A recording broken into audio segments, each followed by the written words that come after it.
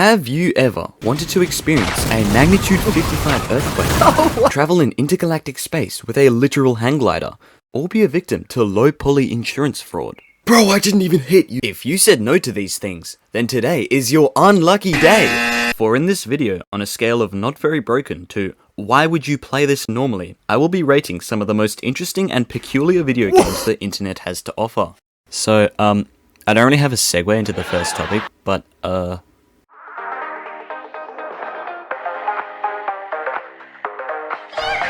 for the first entry on this list, I decided on playing a game known as Ships 3D, where you and your incompetent helperbot sidekick try to take tea, gold, and bean from the local islands, and then deliver them to the trader in exchange for XP. I'm 10th though. Or you could do what I did and join a crew of players that actually know what they're doing.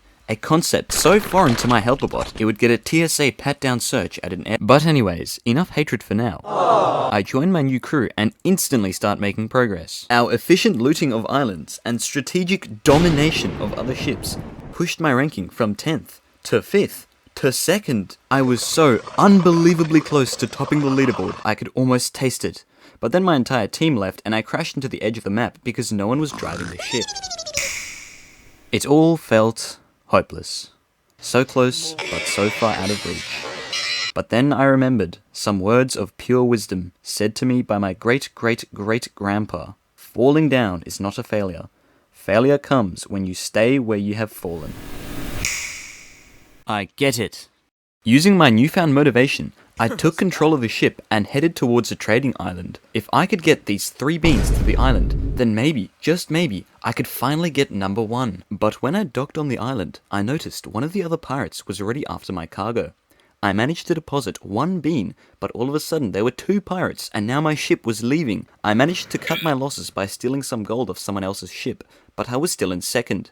By some absolute miracle, however, my ship somehow returned. So without looking at the score difference, I used the last of my attention span with this game to get this bean. What followed was perhaps the most intense chase scene I have ever been part of. Oh, he's gonna get to me. Come on, come on. Come on. Come on. Get the bean. The bean. Come on. Come on, come on. I'm on a slither of health. But I managed to suffice. Yes. And with yet another miracle, the person in first left, meaning I could finally take my rightful place above everyone. Because this game was actually fun to play normally, it can go on the not very broken tier.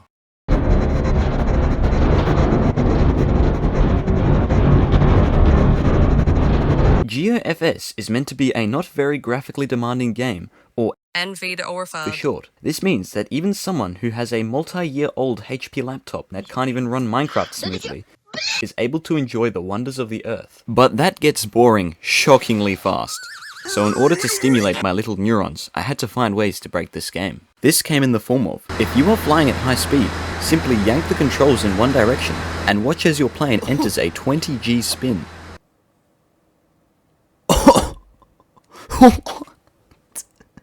Okay, that is definitely not how physics works. But we can do better than this. And by better, I mean forgetting to turn down the weather settings when spawning in as a hang glider, and getting teleported into intergalactic space. Where in intergalactic space, you may ask? Beats both me and my instruments. No hate to GeoFS though, I actually quite enjoyed the game. The only reason I found it boring and broke it was because, as you can see, I've already played flight simulators before. It can go in the rough around the edges category.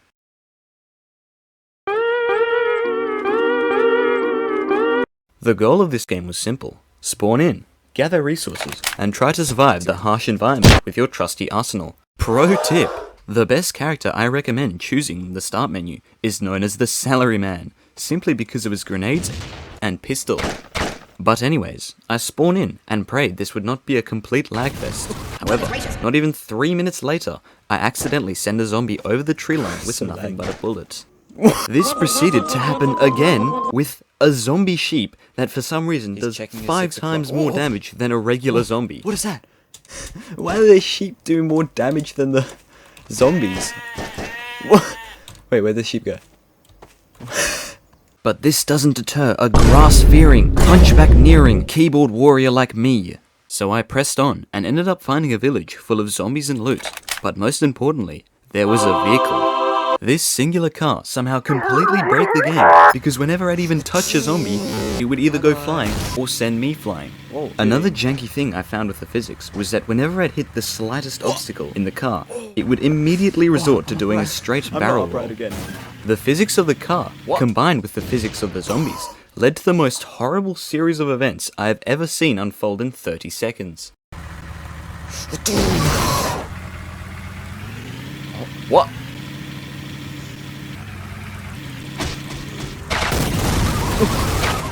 Oh, what? Oh, I'm upright. I'm not upright again. I'm starting to not really like this atmosphere anymore. Dang it! You died at it. Alright. Okay, this is definitely a very broken game, but there is still engaging substance behind all that. Not deserving of the highest tier, but definitely the one below it.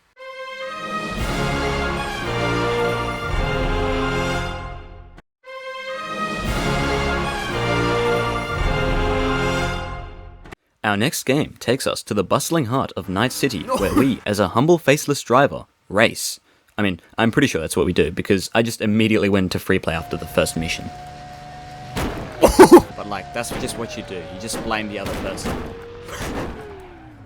Dang it! I already have 35,000, I can retire. But anyways, I spawn in and immediately encounter the physical quirks that this game has to offer. For one, rolling cars keep on rolling. For two, physics objects have pretty much no weight whatsoever, meaning you can just plow through an entire parking lot unaffected. But possibly the most game-breaking glitch I found when playing this game was that if you were to jump off a ramp and steer left and right after jumping, the car doesn't actually know what to do and just starts flying. I unironically abused this glitch for the next 22 minutes of recording, using it to reach Mach 1, I'm going at the speed of sound. do various forms of aerobatics, and make groundbreaking discoveries such as the buildings aren't attached to the ground. Oh, I knocked over the tower. I knocked over the tower!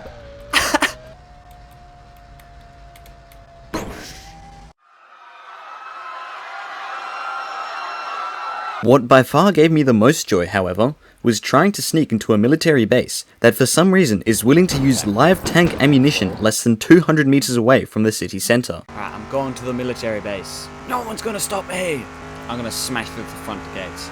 Gotta get the money, quickly.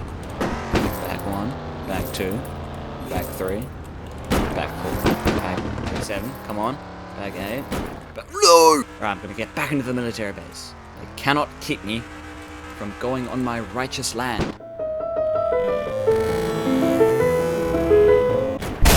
What?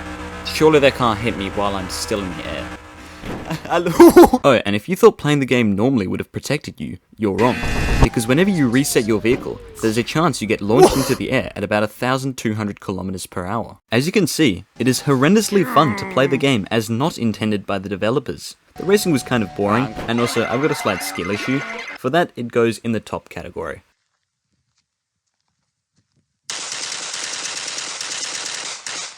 GTA 5 is one of the most popular games of all time. In order to capitalize off of its success, countless knockoff games have been made claiming to be the real thing. Why not play one, I thought. That was possibly one of the most horrendous mistakes I have ever made. Introducing Real Gangster, where you, a real gangster, can do all sorts of gangster things. My first instinct after spawning in was finding the nearest civilian to punch. Their first instinct after getting punched was to run away while spinning in circles, presumably to keep a 360 watch so they don't get jumped again.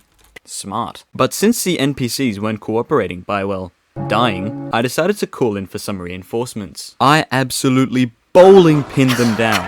And just to make sure the job was done, I sent her into hyperspace. Don't like that someone has a fancier car than you? Off to the Shadow Realm with you.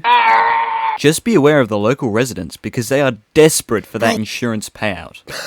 You do not need to be putting so much effort into this. Please just get a job or at least commit fun crimes such as shoplifting. If you want to make it in this city, you're going to have to start taking on missions. The first, and last, mission I did was where I had to eliminate an enemy car that has entered the city. You can tell he's evil because he's driving a red police car. Only the evil villainous police do that. But after I'd finally caught him, even though I'd literally rolled him over like 20 seconds before, I was paid a whopping $30. Thanks, you're getting a 1-star review on Yelp. Now that I was, willingly unemployed, I had to find other ways to entertain myself. This came in the form of the vehicle reset button. You see, since it didn't have a cooldown, if you installed an auto clicker and set it to very high, you just turned your car into a helicopter Flappy Bird amalgamation. It's so difficult playing the game normally when I could instead be having tons of fun trying to launch my car through the ground. This game definitely goes in the why would you play this normally category. There is no way in hell that I'm going to play a broken mission just for $30 when I already have my own private helicopter. Well, that's the end of the video. I hope you guys enjoyed watching. If you want to see more, I'll leave a link to some additional cut content in the description. But for now, this is the final rating. Feel free to request reforms in the comments. But with that, I'll see you all in the future.